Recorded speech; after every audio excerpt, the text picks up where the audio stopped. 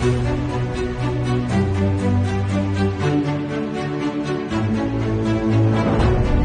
Өзбекстан Республикасы 937 салып низамына дегарланып, Тұтангөл Макам Қаулар жиыны Ажым ауылында өз басы жалпы иелеген жер майданларды hamda оларға құрылған имараттарды құжаттастырып беру бойынша мемлекеттік кадастр қызметкерлері тарапынан өз жұмысын бастап жіберді.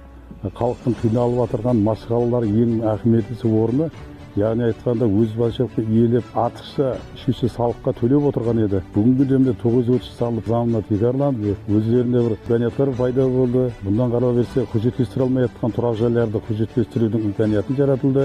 Халық тарапынан махаллемізге müracaatlar kelip түскен еді. Яғни айтқанда өз басшылықты иелеген жер майданларын қоңыз қобаларымен тартысқан жағдайлар болды. Артықша зият салық төлеп отырған еді. Жас шаңырақтарын үйінің қасындағы артықша жеріне имарат құрып, соны құжаттастыра алмай тұрып еді. Сол низамның ақыбетінде құжаттарын бәрін құжаттастыратын болды.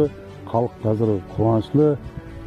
Ауысып тұрған жерді құжаттастырып алсам, соған жай салып өзім қарамағыма алып қоршап алсам, жер налогларды қазіргі уақытта 3 есе есабына төлеп отырман. Кадастрдың балалары келіп, түсіндіріп, үйімді өлшеп кетті.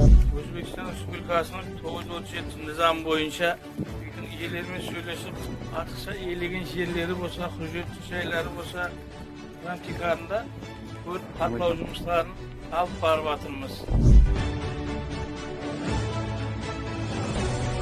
Өзіміздің су тігілістен сият жерін иелеп отырыппыз, hamda 3 есе бақада төлеп отырыппыз. Өзбекстан Республикасының 937 низамы шыққан, соған тегарланып, кадастр қызметкерлері келіп, үйімді өлшеп, қатлаудан өткеп кетті.